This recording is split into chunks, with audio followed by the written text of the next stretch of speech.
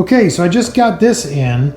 This is the Hobson Pro X2 saddle, and I have not been able to find another video on YouTube about this, so if you're considering this one, this will be probably the most informative. Instead of having these real awkward screws at the bottom that determine how far away these pads are, you have this.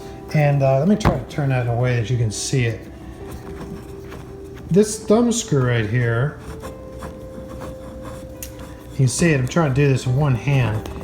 It makes them, it adjusts the pads. So you can see that and how they're coming out this side. The seat starts here, and so I'm thinking at a midpoint should be about as far as I should go on this side. Otherwise these guys will probably bend over the side, or they certainly would with time.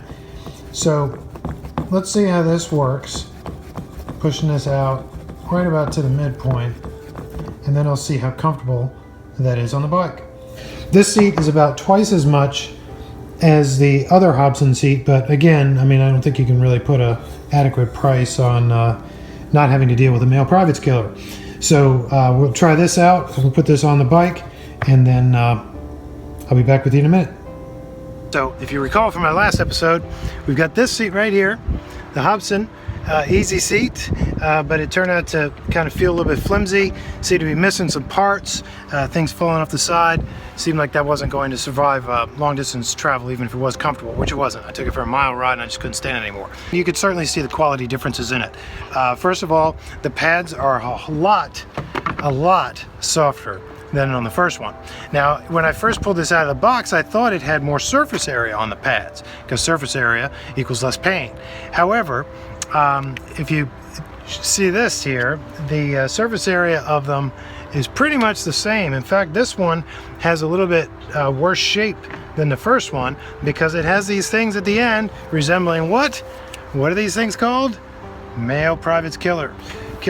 So we don't like the male privates killers, so that's the whole objective of this. So I'm not sure how this seat's going to work out, but I did adjust it so that half the pads are aligned with the I don't know, main support or whatever you want to call that thing underneath.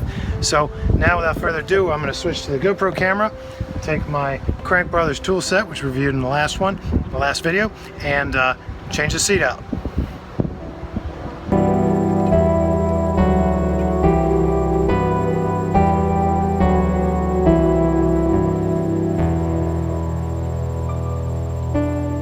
Wow, what a difference. I haven't ridden it for very long, but man, that seat is nice and soft. The gap between them is wider. They feel sturdier, they feel more supportive, yet at the same time not crippling. So only a long ride can really say how good this seat's going to be, but I have to say that it is worth twice the price. This is a Hobson X2, and I have the official name for it right up here, because they've got a lot of words in it, but I just call it the X2. And you can see there's no male privates killer. These pads are very soft, and so far I'm very pleased. You can tell right when you get on the seat that not only is it more sturdy and a higher quality, but that it's a lot more comfortable as well. So in the next video, we will see how comfortable this seat is on a longer ride. Thank you so much for joining me today. I look forward to seeing you on Periscope right up here, which is my Twitter account as well. And also, if you want to join our Facebook page, there it is up there. We've got 5,000 likes so far, so that's really wonderful. Thank you so much for your support. Let's go for a ride.